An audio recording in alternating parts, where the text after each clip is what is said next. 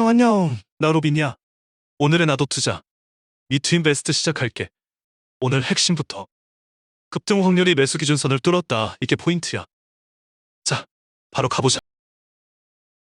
급등 확률이 어제 66.3%로 기준 아래 있었는데 오늘은 96.9%로 기준선을 넘어서 버렸네.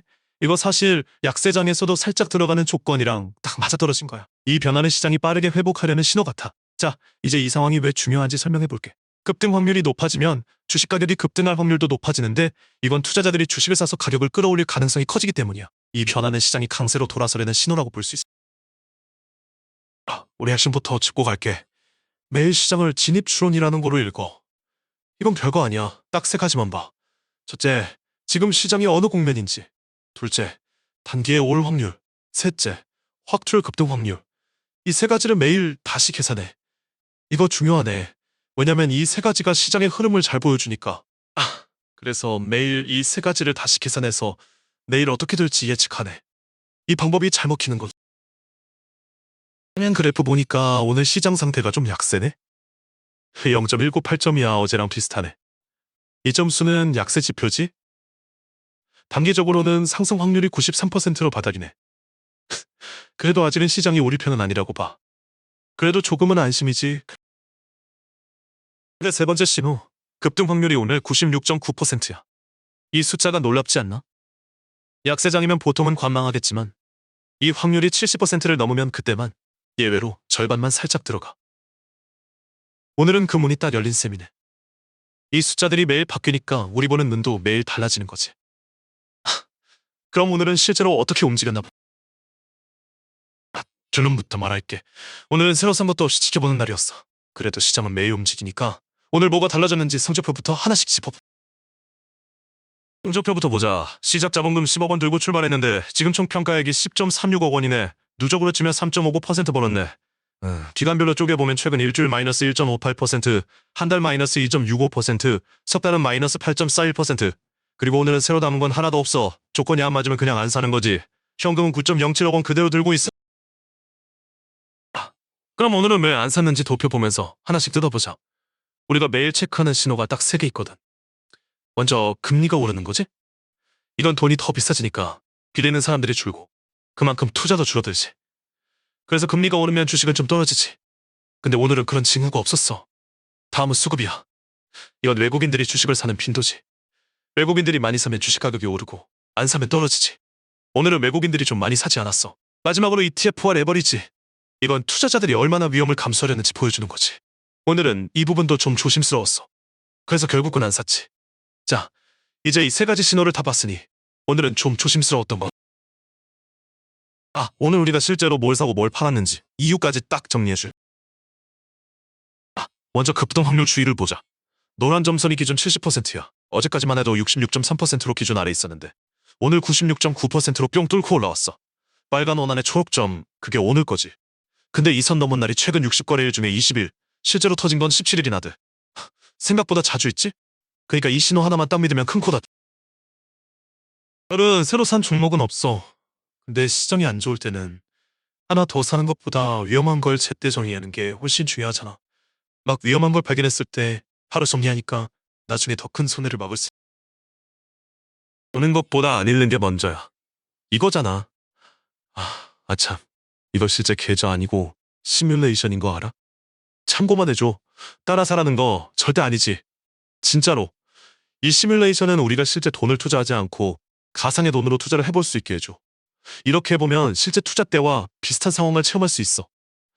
그래서 우리가 어떤 결정을 내릴 때 그 결정이 얼마나 안전한지 잘 파악할 수 있어. 자, 이제 이걸 통해 우리가 투자를 할 때 좀 더 신중하게 접근할 수 있을 거야. 그럼 우리 모델은 지금 어떤 종목을 좋게 보고 있을까? 우리 시뮬레이션이 매일 뽑는 강력 추천 목록이야. 먼저 어떻게 고르는 데부터. 전체 4,000개 종목을 싹 다 평가한 다음 상위 0.5%, 그러니까 20개만 매수 후보로 추려. 그리고 그 중에서도 여러 모델이 다 같이 좋게 본 5개만 강력 추천으로 남겨. 그래서 다 같이 동일한 종목이라고 부르는 거야. 자, 오늘의 1위는 삼성전자. 종합 점수 0.9252로 그냥 압도적이야. 모델들 사이 의견 차이는 10.38%. 2위는 한화에어로스페이스. 0.8647의 코스피 종목이고 의견 차이 17.64%. 3위 셀트리온. 0.8581의 의견 차이 17.43%.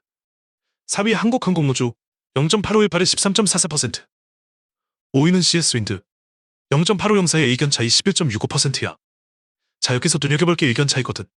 다섯 중에 모델들 생각이 제일 딱 맞아떨어진 건 삼성전자를 의견 차이 10.38%, 제일 가린 건 한화에어로스페이스를 17.64%야. 의견 차이가 크면 그만큼 이거 확실해 싶은 거지. 매매 규칙도 알려줄게. 목표 수익은 20%, 손절은 마이너스 25%. 20% 오르면 이익 챙기고 튀고 25%까지 밀리면 미련 없이 끊어. 그리고 5거래일마다 다시 점검해서 점수 확 떨어진 애는 갈아치워. 탐을 잘 가오게니까 한 종목에 몰빵 안 하고 쪼개 담는 구조고. 근데 여기서 오늘 제일 중요한 얘기 다시 한다. 이 5개가 아무리 좋아 보여도 오늘 외국인이 우리 시장을 얼마나 들고 있나 그 큰 흐름을 그래프로 보자. 화면은 코스피에서 외국인이 보유한 시가총액 추이야. 지금은 2209조 원 규모인데 며칠 새 뚝 떨어졌다가 다시 살짝 올라온 게 보이지? 외국인이 크게 팔면서 뚝 떨어졌다가 요 며칠은 일부 되사면서 살짝 반등한 모습이야. 덩치가 워낙 큰 지표라 하루하루보다 방향이랑 기울기를 코스피는 20거래일 전보다 21.2% 빠졌어. 근데 코스닥은 더 심각하잖아. 63조 원에서 50조 원으로 약 21.9% 빠졌거든. 외국인들이 위험 줄일 때마다 이런 현상이 나타나는 거지. 특히 변동성이 큰 코스닥부터 먼저 손절하는 거야. 이 상황이 걱정스러워. 자, 그럼 다음으로 가보자. 외국인들이 왜 이렇게 하네? 오늘은 1조 2천억 원 순매도 하는데 근데 전날은 4조 5천억 원 순매도 하더라고. 왜 이렇게 왔다 갔다 하지? 이거 좀 놀랍네.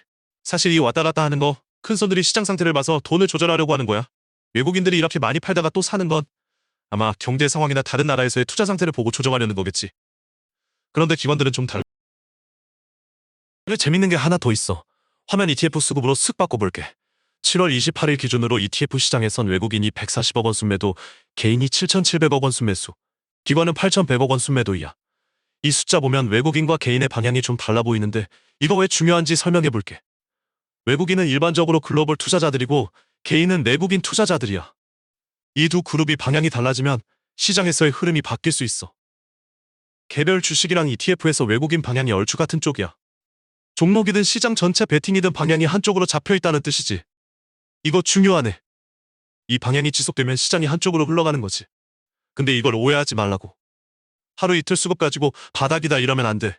시장 국면은 여전히 강한 약세 가리키고 있고 수급은 그냥 참고용이야. 살지 말지는 어디까지나 시장 전체 여건이 정해. 이거 중요하니까 다시 한번 강조해. 수급은 참고용이지 결정짓는 건 시장 전체 여건. 코스피가 6월 30일에 8,476이었는데 요즘은 5,663이네. 한 달도 안 되는 새에 33%가 그냥 없어진 거지. 후덜덜. 지금은 한학장 바닥 근처야. 근데 아직 추세 바뀌었다고는 못하겠네.